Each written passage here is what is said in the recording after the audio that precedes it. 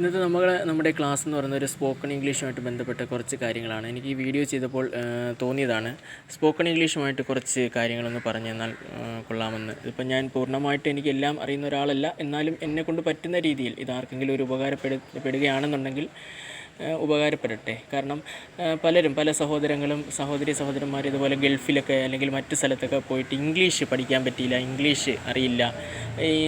അറിയാമല്ലോ, എബ്രോഡൊക്കെ പോയി കഴിഞ്ഞാൽ കൂടുതൽ ഇംഗ്ലീഷാണ് ഇൻ്റർവ്യൂവിന് ചോദിക്കുന്നത്. അപ്പോൾ നമ്മൾ എത്രയൊക്കെ ഗ്രാമർ പഠിച്ചെന്ന് പറഞ്ഞാലും നമ്മളത് സംസാരിച്ച് പറഞ്ഞ് ഫ്ലുവൻ്റായി എടുക്കണം. എന്നാലേ നമുക്ക് ഇംഗ്ലീഷ് നല്ലതുപോലെ സംസാരിക്കാൻ കഴിയും. ഇതിപ്പോൾ ഞാൻ എഴുതിയിരിക്കുന്നത് വായിക്കാൻ പറ്റുമോ എന്തോ, എന്നാലും ഞാനത് നിങ്ങൾക്ക് മനസ്സിലാവുന്ന രീതിയിൽ ഞാൻ പറഞ്ഞ് തരാം. അപ്പോൾ നിങ്ങളത് സിമ്പിളായിട്ട് കുറച്ച് കാര്യങ്ങൾ മനസ്സിലാക്കുക. അത് കഴിഞ്ഞ ശേഷം നമുക്ക് ടെൻസിലേക്കും ഗ്രാമറിലേക്കൊക്കെ ആക്ച്വലായിട്ട് കാലെടുത്ത് വയ്ക്കാം. അല്ലാതെ ഫസ്റ്റിൽ ഞാൻ കുറേ ഗ്രാമറൊക്കെ തന്നാൽ നിങ്ങൾക്കൊന്നും മനസ്സിലാകത്തില്ല. അതോടൊപ്പം തന്നെ മാത്സിൻ്റെ വീഡിയോ ഒക്കെ ഞാൻ ഇതിനകത്ത് ചെയ്യുന്നുണ്ട്. +1 +2 വരെയുള്ള മാത്സ്, അത് ആവശ്യമുള്ളവർ കാണുക. അതുപോലെ തന്നെ ഫിസിക്സിൻ്റെയും ചെയ്യുന്നുണ്ട്. ഇപ്പോൾ എല്ലാവരും വീഡിയോ ഇഷ്ടപ്പെടുന്നെങ്കിൽ സബ്സ്ക്രൈബ് ചെയ്യുക, ലൈക്ക് ചെയ്യുക, ഷെയർ ചെയ്യുക. അപ്പോൾ ഞാനത് ഇതിനകത്ത് എഴുതിയിരിക്കുന്ന ഒരു ഫസ്റ്റ് സെൻറ്റൻസ് എന്ന് പറയുന്നത് ഐ ഗോ ടു കൊച്ചി എന്നാണ്. ഇപ്പോൾ ഉദാഹരണത്തിന് നമ്മളുടെ ആരെങ്കിലും ചോദിക്കുക, മലയാളത്തിൽ ചോദിക്കുകയാണെന്ന് കരുതിക്കോ, അല്ലെങ്കിൽ ഇംഗ്ലീഷിൽ വേർ ആർ യു ഗോയിങ് എന്നൊക്കെ ചോദിക്കുക, എവിടെ പോകുന്നു എന്നൊക്കെ ചോദിച്ചാൽ നമുക്ക് സിമ്പിളായിട്ട് പറയാം ഐ ഗോ ടു കൊച്ചി. അല്ലെന്നുണ്ടെങ്കിൽ ഏതെങ്കിലും ഒരു സ്ഥലപ്പേര്, നിങ്ങൾ എവിടെയാണോ പോകേണ്ടത് അവിടെ ആ സ്ഥലപ്പേര് ചേർത്തങ്ങ് പറയുക. ഐ ഗോ ടു ട്രിവാൻഡ്രം, അല്ലെങ്കിൽ ഐ ഗോ ടു കൊച്ചി, അല്ലെങ്കിൽ ഐ ഗോ ടു കോഴിക്കോട് എന്നൊക്കെ പറയുക. ഓക്കെ, ഇതിപ്പം എല്ലാം ഒന്നും നമുക്ക് കൂടുതലായിട്ട് പറയാൻ പറ്റില്ല, എന്നാലും ദിവസേന നമ്മുടെ ദിനംപ്രതി വരുന്ന സിമ്പിളായിട്ടുള്ള കുറച്ച് സെൻറ്റൻസുകൾ പറയുന്നതേ ഉള്ളൂ, പറയുകയാണ്. ആർക്കെങ്കിലും ഉപകാരപ്പെടട്ടെ എന്ന് വിചാരിച്ചാണ്. ഇപ്പോൾ ഉദാഹരണത്തിന് നമ്മൾ എന്തെങ്കിലുമൊക്കെ പറയുമ്പോൾ നമ്മൾ കൂട്ടുകാർട്ടൊക്കെ പറയാറുണ്ട്, ഞാൻ വരും, അല്ലെങ്കിൽ ഞാനത് ചെയ്യും എന്നൊക്കെ പറയത്തില്ലേ. അവിടെ ഉപയോഗിക്കേണ്ടത് ഫ്യൂച്ചറിൽ നടക്കുന്ന ഒരു കാര്യമാണ്. എപ്പോഴും ഓർക്കുക, ഫ്യൂച്ചറിൽ പറയുന്ന കാര്യങ്ങൾ എപ്പോഴും വില്ലും ഷാളും ചേർത്താണ് പറയേണ്ടത്. ആ വില്ലും ഷാളും പറയുമ്പോൾ ഒരു ചെറിയ കാര്യങ്ങൾ ശ്രദ്ധിക്കേണ്ടതായിട്ടുണ്ട്. എന്നാലും സാധാരണ നമ്മൾ വില്ല് ചേർത്ത് തന്നെ അങ്ങ് പറയുക. ഇപ്പോൾ ഉദാഹരണത്തിന് ഐ വിൽ കം, ഞാൻ വരും. ഇപ്പോൾ നമ്മളൊരു കൂട്ടുകാരൻ്റെ അടുത്തോ അല്ലെങ്കിൽ സുഹൃത്തുക്കളുടെ അല്ലെങ്കിൽ വീട്ടുകാരുടെ വല്ലതും എന്തെങ്കിലും ഒരു കാര്യം പറയുമ്പോൾ നീ എപ്പം വരും, അല്ല നീ വരുമോ എന്ന് നമ്മളോട് ചോദിക്കാറുണ്ട്. അപ്പോൾ നമ്മൾ പറഞ്ഞാൽ ഐ വിൽ കം എന്ന് പറയുക. ഐ വിൽ കം, ഞാൻ വരും, എനിക്ക് ഉറപ്പുണ്ട് ഞാൻ വരും എന്ന് പറയുന്നതാണ് വില്ല് ചേർത്ത് പറയുന്നത്. ഐ വിൽ കം എന്ന് പറയാം. ഓക്കെ, ഉദാഹരണത്തിന് എന്തെങ്കിലും ഒരു കാര്യം നമ്മളോട് ചെയ്യുക, അപ്പോൾ മറ്റൊരാൾക്ക് ചെയ്യണമെന്നുണ്ട്. അപ്പോൾ മറ്റൊരാൾ നമ്മളുടെ ചോദിക്കുക, നീ അത് ചെയ്യുമോ, നിനക്ക് പറ്റുമോ? അപ്പോൾ നമ്മൾ പറയാം, നമുക്കത് ചെയ്യാൻ ഉറപ്പുണ്ടെങ്കിൽ പറയാം ഐ വിൽ ഡു. ഞാനത് ഡു എന്ന് പറഞ്ഞാൽ ചെയ്യുക എന്നുള്ളതാണ്. ഐ വിൽ ഡു, ഞാനത് ചെയ്യും എന്നുള്ളതാണ്.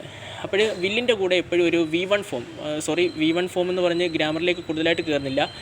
നമ്മൾ സാധാരണ ഉപയോഗിക്കുന്ന വെർബ്, അതായത് ക്രിയ, കം, പ്ലേ, വാക്ക്, ടോക്ക്, അതുപോലെ തന്നെ സിങ്, അതുപോലെ തന്നെ സീ, അതുപോലെ തന്നെ ഫ്ലൈ, ഇങ്ങനെയൊക്കെ ഉള്ളതാണ് V1 എന്ന് പറയുന്നത്. ഏതൊരു വെർബാണെങ്കിലും ഏതൊരു ക്രിയയാണെങ്കിലും അതിൻ്റെ ഫസ്റ്റ് ഫോം എന്ന് പറയുന്നത് V1 ആണ്. അത് കൂടുതലായിട്ട് പറയുന്നില്ല. ഉദാഹരണത്തിന് ഞാൻ വരും എന്ന് പറയുന്നതിന് ഐ വിൽ കം, ഞാനത് ചെയ്യും, ഐ വിൽ ഡു.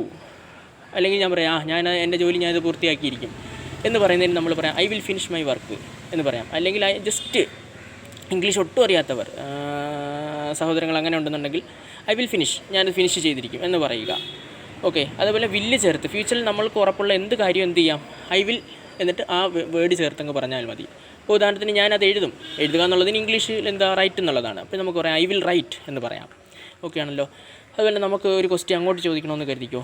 ഉദാഹരണത്തിന് ഒരാളോട് നമ്മൾ ചോദിക്കുക, നീ എപ്പോൾ വരും എന്ന് നമുക്കൊന്ന് ചോദിക്കണം. അപ്പോൾ നമ്മൾ ചോദിക്കേണ്ടത് വെൻ വിൽ യു കം എന്ന് ചോദിക്കാം. നീ എപ്പോൾ വരും, വെൻ വിൽ യു കം എന്ന് ചോദിക്കാം. അതുപോലെ തന്നെ നീ എപ്പോൾ പോകും എന്നുള്ളതിന് നമുക്ക് പറയാം വെൻ വിൽ യു ഗോ എന്ന് പറഞ്ഞാൽ പോവുക എന്നുള്ളതാണ്. വെൻ വിൽ യു ഗോ, എപ്പോൾ നീ പോകും. അല്ലെങ്കിൽ നമുക്ക് പറയാം നീ എപ്പോൾ എഴുതും, വെൻ വിൽ യു റൈറ്റ്. അങ്ങനെയൊക്കെ ചേർത്ത് വില്ല് ചേർത്ത്, അതായത് ഫ്യൂച്ചറിൽ ഭാവിയിൽ ഉള്ള കാര്യങ്ങൾ എപ്പോഴും പറയുന്നതിന് വേണ്ടി ഉപയോഗിക്കുന്ന വേർഡാണ് വില്ലെന്ന് പറയുന്നത്. ഓക്കെ ആണല്ലോ. ഇവിടെ ഏതാനും ഒരു 3-4 സെൻറ്റൻസ് ഞാൻ പറഞ്ഞിട്ടുള്ളൂ. അത് നിങ്ങൾ തൽക്കാലം ഒന്ന് എന്ത് ചെയ്യുക, ഒന്ന് മനസ്സിൽ കുറിച്ചിട്ട് എവിടെയെങ്കിലുമൊക്കെ ജീവിതത്തിൽ എവിടെയെങ്കിലുമൊക്കെ ഉപയോഗപ്പെടുന്നെങ്കിൽ ഉപയോഗപ്പെടട്ടെ. ഇതുപോലുള്ള കുറച്ച് വീഡിയോസ് ഇനിയും ഞാനത് ചെയ്യുന്നുണ്ട്. അപ്പോൾ ഇഷ്ടപ്പെടുന്നുണ്ടെങ്കിൽ എല്ലാവരും ഒന്ന് സബ്സ്ക്രൈബ് ചെയ്യുക, ലൈക്ക് ചെയ്യുക.